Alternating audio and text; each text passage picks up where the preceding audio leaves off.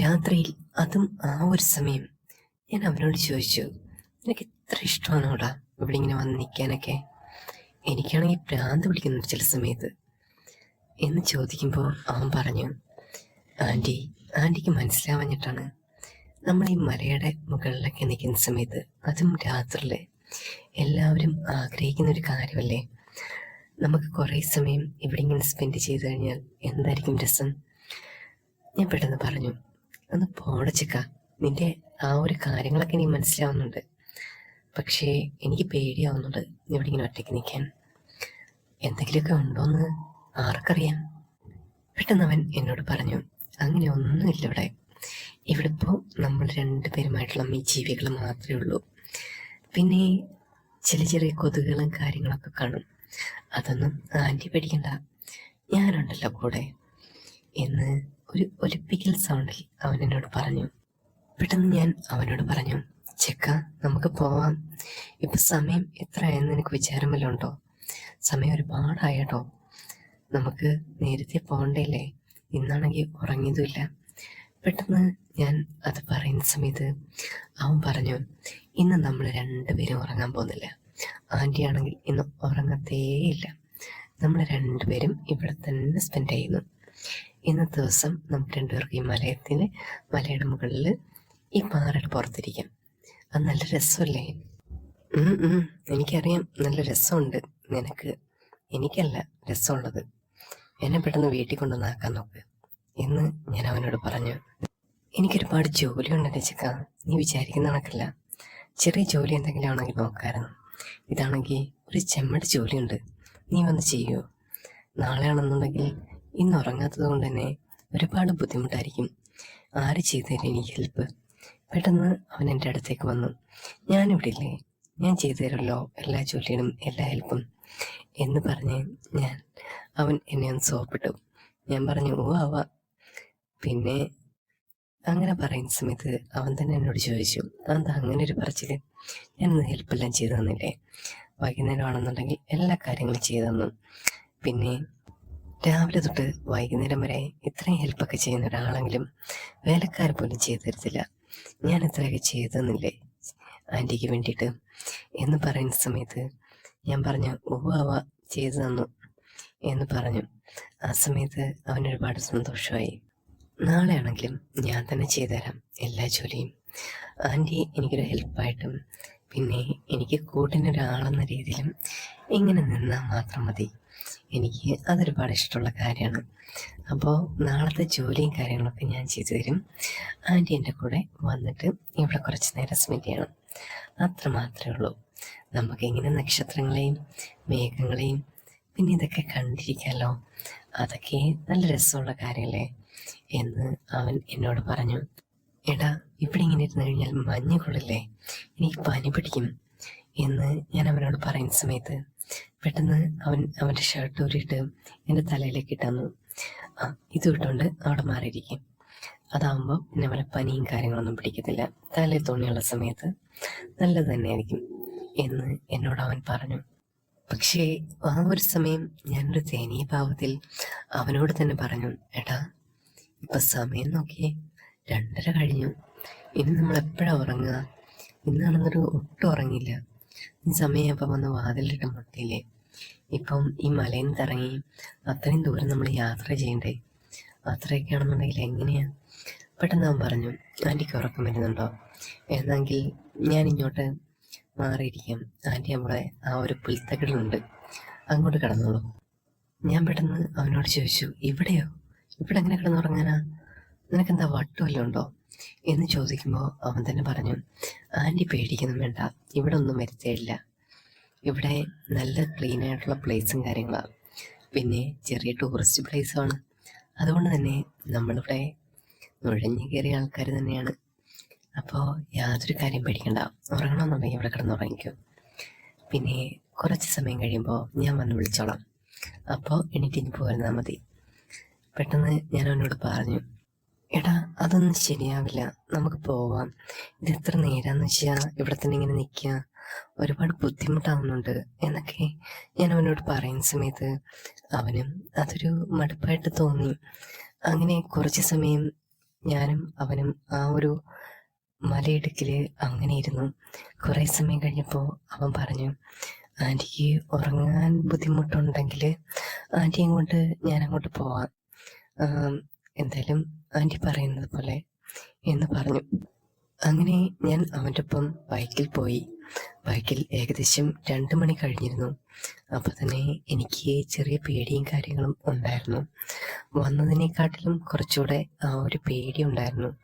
കാരണം ആ റൈഡ് ചെയ്യുന്നതുകൊണ്ടല്ല, രാവിലെ ആവുന്ന സമയമാകുമ്പം അവിടെ എത്തും. അപ്പോൾ ഇന്നപോലെ ആരെങ്കിലും കണ്ടു കഴിഞ്ഞാൽ അത് ശരിയാവില്ലല്ലോ എന്നൊക്കെ ഞാൻ മനസ്സിൽ വിചാരിച്ചു. അങ്ങനെ കുറേ സമയം കഴിഞ്ഞു. അങ്ങനെ യാത്ര ചെയ്ത് ഞങ്ങൾ വീട്ടിലെത്തിയ സമയത്ത് തന്നെ എൻ്റെ ശരീരം നല്ലപോലെ തണുക്കുന്നുണ്ടായിരുന്നു. മലയിടുക്കും കോടമഞ്ഞും പിന്നെ ചെറിയൊരു യാത്രയുമായിരുന്നല്ലോ. അതുകൊണ്ട് തന്നെ നല്ലൊരു എക്സ്പീരിയൻസ് ആയിരുന്നു. ആ സമയത്ത് വണ്ടി വീട്ടിൽ നിർത്തിയിട്ട് അവൻ എന്നോട് ചോദിച്ചു, ആൻറ്റി സത്യസന്ധമായിട്ടൊരു കാര്യം ചോദിച്ചാൽ പറയോ? പെട്ടെന്ന് ഞാൻ അവൻ്റെ ചോദ്യം കേട്ട സമയത്ത് തന്നെ ഞാൻ തിരിച്ചു ചോദിച്ചു, ഞാൻ എപ്പോഴെങ്കിലും നിൻ്റെ അടുത്ത് കള്ളം പറഞ്ഞിട്ടുണ്ടോ എൻ്റെ കുട്ട എന്ന് പറയുമ്പം, അതുകൊണ്ടല്ല ആൻറ്റിയോട് ഞാൻ ചോദിക്കുന്നത്, എൻ്റെ കൂടെ ഇന്ന് വന്നതിൽ ആൻറ്റി സാറ്റിസ്ഫൈഡ് ആണോ? ഈ ഒരു കാര്യങ്ങൾ എല്ലാം എൻജോയ് ചെയ്യാൻ പറ്റിയോ? നമ്മുടെ ട്രിപ്പ് കാര്യങ്ങൾ അതെല്ലാം ഹാപ്പി ആയിരുന്നോ എന്നൊക്കെ ചോദിക്കുമ്പോൾ മറ്റാരും ചോദിച്ചിട്ടില്ലാത്ത കുറച്ച് ചോദ്യങ്ങളായിരുന്നു അവൻ ചോദിച്ചത്. അതുകൊണ്ട് തന്നെ ഞാൻ അതിനെല്ലാം മറുപടി പറഞ്ഞു. നല്ല ട്രിപ്പായിരുന്നു, എനിക്കൊരുപാട് എൻജോയ് ചെയ്യാൻ പറ്റി. പക്ഷേ ഈ സമയം അങ്ങനെ ഇറങ്ങി നടക്കുന്നതും പിന്നെ അവിടെ പോയിരിക്കുന്നതും ഒന്നും സേഫ് അല്ലടാ. അതുകൊണ്ടാണ് നിൻ്റെ അടുത്ത് ഞാൻ നേരത്തെ പറഞ്ഞത്, നമുക്ക് നേരത്തെ ഇനി പോരാം എന്നുള്ള കാര്യം. ആരെങ്കിലും നമ്മൾ രണ്ടുപേരെയും കണ്ടാൽ നമുക്ക് രണ്ടുപേർക്കേ അറിയാവുള്ളൂ നമ്മുടെ കാര്യങ്ങൾ. പക്ഷേ വേറൊരാൾ കണ്ടു കഴിഞ്ഞാൽ അവരോട് നമ്മൾ എന്ത് പറയും എന്നൊക്കെയുള്ള കാര്യങ്ങൾ ഞാൻ അവനോട് ചോദിച്ചു. അത് പറയുമ്പോൾ അവനൊന്നും വേണ്ടിയില്ല. പെട്ടെന്ന് എന്നോട് തന്നെ പറഞ്ഞു, ആൻറ്റി പറഞ്ഞ കാര്യങ്ങൾ ശരിയാണ്, പക്ഷേ നമ്മൾ എൻജോയ് ചെയ്യേണ്ട സമയത്ത് എൻജോയ് ചെയ്തില്ലെങ്കിൽ പിന്നെ എപ്പോഴാണ് നമ്മൾ എൻജോയ് ചെയ്യുക? ആൻറ്റി തന്നെ ചിന്തിച്ച് നോക്കിയേ.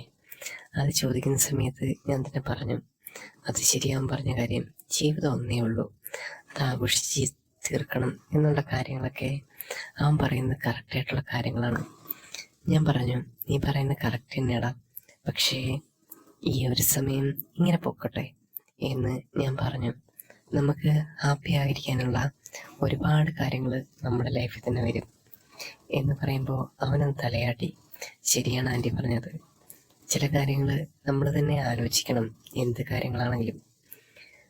അത് ശരിയാണ് ആൻറ്റി എന്ന് പറഞ്ഞ് അവൻ അകത്തേക്ക് പോയി. എടാ ഒന്ന് നിന്നെ, ഞാനൊരു കാര്യം ചോദിച്ചാൽ നീ സത്യം പറയുമോ? എന്താ ആൻറ്റി, ഞാനൊന്നും കള്ളം പറയത്തില്ലല്ലോ. ആൻറ്റി ചോദിച്ചോളൂ, നിനക്ക് എൻ്റെ കൂടെ വന്നതാണോ ഏറ്റവും കൂടുതൽ ഇഷ്ടപ്പെട്ടത്, അതോ നീ സെൽഫായിട്ട് ഒരിടത്ത് പോയ കാര്യങ്ങളാണോ ഏറ്റവും കൂടുതൽ ഇഷ്ടപ്പെട്ടത്? പെട്ടെന്ന് പറഞ്ഞു, ആൻറ്റിയുടെ കൂടെ വന്നപ്പോൾ എനിക്കൊരുപാട് ഇഷ്ടപ്പെട്ടു. പിന്നൊരു കാര്യം, ആൻറ്റി കൂടുതലൊന്നും നിന്നില്ല, പെട്ടെന്ന് പോകണം എന്ന് ധൃതി വെച്ചു. അത് കണ്ടപ്പോൾ ആ ഒരു വിഷമവും കാര്യങ്ങളൊക്കെ എനിക്ക് തോന്നി. പക്ഷേ എനിക്കിഷ്ടമായിരുന്നു ടൂറും കാര്യങ്ങളൊക്കെ. പിന്നെ എപ്പോഴും ഇങ്ങനെ അവസരം കാര്യങ്ങളും കിട്ടില്ലല്ലോ, അപ്പോൾ മാക്സിമം അവിടെ നിർത്താനായിട്ട് ഞാൻ നോക്കിയതാണ്. പക്ഷേ ആൻറ്റിക്ക് പോകണമെന്ന് വിചാരിച്ചിട്ടാണ് ഞാൻ ഇനി പോരുന്നത് എന്ന് പറഞ്ഞു. പെട്ടെന്ന് ഞാൻ എടുത്ത് വായിച്ച് ചോദിച്ചു, നാളെ ഒരു ട്രിപ്പ് പറഞ്ഞു കഴിഞ്ഞാൽ നീ വരുമോ? പെട്ടെന്ന് അവൻ, വൈ നോട്ട്, പിന്നെന്താ, ഞാൻ തന്നെ വരുമല്ലോ, ആൻറ്റി എവിടെ വേണമെങ്കിലും ഞാൻ കൊണ്ടുപോകാം, എന്താണെന്ന് വെച്ചാൽ ആവാം, അതിന് യാതൊരു പ്രശ്നമില്ല, നമുക്ക് യാത്ര പോയിട്ട് വരാം.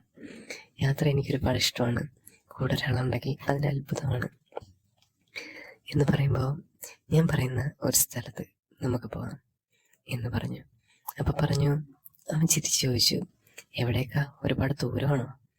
ചിലപ്പം നല്ല ദൂരമൊന്നും ആയിരിക്കില്ല എന്നവൻ ഊഹിച്ച് പറഞ്ഞു.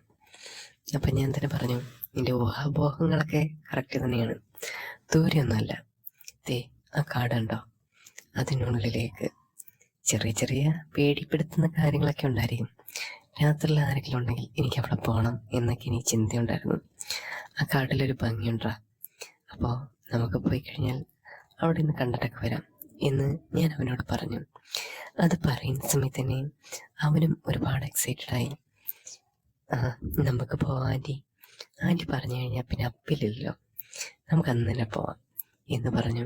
ആ സമയത്ത് എനിക്കും ഒരുപാട് സന്തോഷമായി. നാളെ അവനുമൊത്തായാലും അങ്ങോട്ടൊക്കെ ഒന്ന് പോവാമല്ലോ. ഇപ്പം ആർക്കായാലും ഒരു ക്യൂരിയോസിറ്റി കാണും. ചില അടുത്തുള്ള പ്ലേസ് ആണെങ്കിൽ ശരി തന്നെ, നമുക്ക് കംഫർട്ടായിട്ടുള്ള ആൾക്കാരുമായിട്ട് പോയി കഴിഞ്ഞാൽ എന്ത് രസമായിരിക്കും എന്നൊക്കെ അറിയാൻ. അത് തന്നെയായിരുന്നു എൻ്റെ മനസ്സിലും. അപ്പോൾ തന്നെ ഞാൻ അവനോട് പറഞ്ഞു, നമുക്ക് അവിടെ എല്ലാം ഒന്ന് കറങ്ങിയിട്ടൊക്കെ വരാം, കുറച്ച് സമയം അവിടെ എല്ലാം സ്പെൻഡ് ചെയ്യണം, രാത്രിയിൽ മാത്രം മതി, അവിടെ ആരും വരാമൊന്നുമില്ല. അപ്പോൾ അവിടെയൊക്കെ ഒന്ന് കണ്ട് ചെറിയ ചെറിയ കിളികളുടെ ഒച്ചയൊക്കെ കേട്ട് എന്നിട്ട് നമുക്ക് തിരിച്ചു വരാം. അപ്പം നാളെ നീ കാണില്ലേ എന്ന് ചോദിച്ചു. പെട്ടെന്ന് അവൻ ചിരിച്ചുകൊണ്ട് പറഞ്ഞു, പണ്ട് എനിക്ക് ഇവിടെ വരുന്ന സമയത്ത് ആൻറ്റിക്ക് എന്നെ ഒട്ടും ഇഷ്ടമല്ലായിരുന്നു, പക്ഷേ ഇപ്പം എന്നെ ഒരുപാട് ഇഷ്ടപ്പെട്ടല്ലേ എന്ന് പറയുന്ന സമയത്ത് ഞാൻ, അത് ശരിയാടാ, എനിക്ക് ആ ഒരു കാര്യങ്ങളൊക്കെ എപ്പോഴാണ് തോന്നി തുടങ്ങിയത്. ആദ്യ സമയത്തൊന്നും അത്ര ഇതൊന്നും ഇല്ലായിരുന്നു, പക്ഷേ ഇപ്പം നല്ലൊരു ഇഷ്ടവും കാര്യങ്ങളൊക്കെ തോന്നുന്നുണ്ട്. എന്താണെന്നറിയില്ല, ചിലപ്പോൾ മനുഷ്യന്മാരെങ്ങനെ ആയിരിക്കും അല്ലേ എന്ന് ഞാൻ തിരിച്ചു ചോദിച്ചു. ഓക്കെ, എന്നെങ്കിൽ പിന്നെ നമുക്ക് നാളെ ഒരു 12 മണിയൊക്കെ ആകുമ്പോഴത്തേക്ക് ഇറങ്ങാം എന്ന് പറഞ്ഞു. ഇത് പറയുമ്പോൾ ഞാൻ ചിരിച്ചുകൊണ്ട് പറഞ്ഞു, രാത്രി 12 മണിയാണ്, നാളെ വെള്ളിയാഴ്ച ദിവസമാണ്, എനിക്ക് പേടിയുണ്ടോ മോനെ? ഒരു പേടിയില്ല, ആൻറ്റി കൂടെ ഉള്ളപ്പം എനിക്ക് എന്തിനാ പേടിക്കുന്നത്?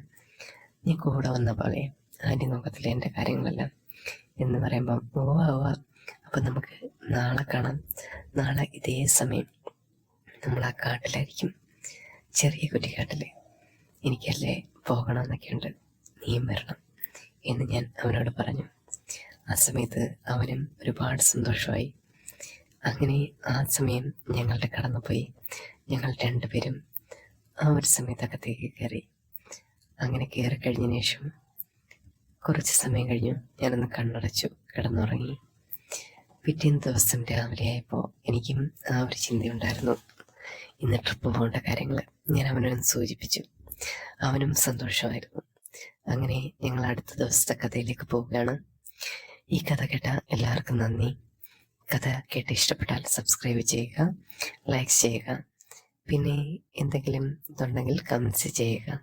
അപ്പം നമുക്ക് പുതിയ കഥയായിട്ട് വരാം കേട്ടോ. നാളെ കാണാം.